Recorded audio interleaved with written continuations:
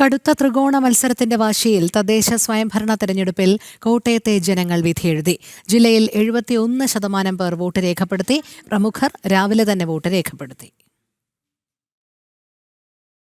തദ്ദേശ പോരിന്റെ ആവേശം എത്രത്തോളമുണ്ട് എന്ന് പ്രകടമാക്കുന്നതായിരുന്നു ഓരോ ബൂത്തിലെയും കാഴ്ചകൾ. പ്രമുഖരൊക്കെയും രാവിലെ തന്നെ പോളിംഗ് സ്റ്റേഷനിലെത്തി വോട്ട് ചെയ്തു. കേന്ദ്രമന്ത്രി ജോർജ് കുര്യൻ ഏറ്റുമാനൂർ കാണക്കാരി ഗവൺമെന്റ് സ്കൂളിലെത്തി വോട്ട് ചെയ്തു. വികസനത്തിനായി BJPക്ക് അനുകൂലമായി ജനം വോട്ട് ചെയ്യുമെന്ന് അദ്ദേഹം പറഞ്ഞു. ഇന്ന് തന്നെ പാർലമെന്റിൽ എത്തണം, അതുകൊണ്ട് ആദ്യത്തെ വോട്ട് ചെയ്തു. ആ ബൂത്തിലെ ആദ്യത്തെ ആളായി. ഒരു വികസനത്തിന് അനുകൂലമായിട്ടുള്ള ഒരു വോട്ടിംഗ് ആണ് നമ്മൾ പ്രതീക്ഷിക്കുന്നത്. അത് BJP മുന്നോട്ട് വെക്കുന്നത് അതാണല്ലോ. അത് എന്നും വികസനത്തിന്റെ അടിസ്ഥാനത്തിലാണ് നമ്മൾ വോട്ട് പിടിച്ചിട്ടുള്ളത്. അതിനാണ് വോട്ട് കിട്ടുന്നത്. അതുകൊണ്ട് തീർച്ചയായിട്ടും ആ പ്രതീക്ഷയില്ല. ചാണ്ടി ഉമ്മനും കുടുംബവും പുതുപ്പള്ളിയിൽ വോട്ട് രേഖപ്പെടുത്തി. യാതൊരു സംശയവും വേണ്ട, വൻപിച്ച ഭൂരിപക്ഷത്തോടുകൂടി UDF ഭൂരിപക്ഷ സ്ഥാപനങ്ങളിലും അധികാരത്തിൽ, തദ്ദേശ സ്വയംഭരണ സ്ഥാപനങ്ങളിൽ അധികാരത്തിൽ വരും എന്നുള്ള കാര്യത്തിൽ യാതൊരു സംശയവുമില്ല.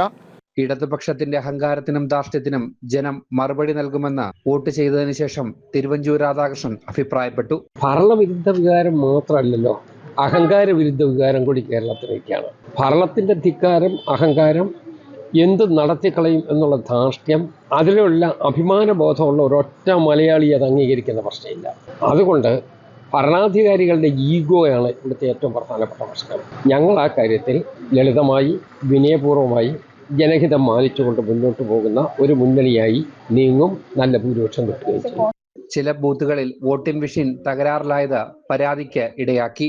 വാകത്താനം പഞ്ചായത്തിലെ 14-ാം വാർഡിലും അതേപോലെ വാഴപ്പള്ളി പഞ്ചായത്തിലെ 20-ാം വാർഡിലും 1.5 മണിക്കൂറോളം വോട്ടിംഗ് മെഷീൻ പ്രവർത്തനം നിലച്ച ഒരു സാഹചര്യം ഉണ്ടായി. അതേപോലെ മാടപ്പള്ളി പഞ്ചായത്തിലെ ബ്ലോക്ക് സ്ഥാനാർത്ഥിയുടെ വോട്ട് ചെയ്യുന്ന ആ വോട്ടിംഗ് മെഷീൻ എടുത്ത് വെളിച്ചക്കുറവ് മൂലം പല ആളുകളും പരാതിപ്പെട്ടതിന് ശേഷമാണ് അവിടെ അത് തകരാറ്, അവര് ലൈറ്റ് ഇടാനായിട്ട് തയ്യാറായത്.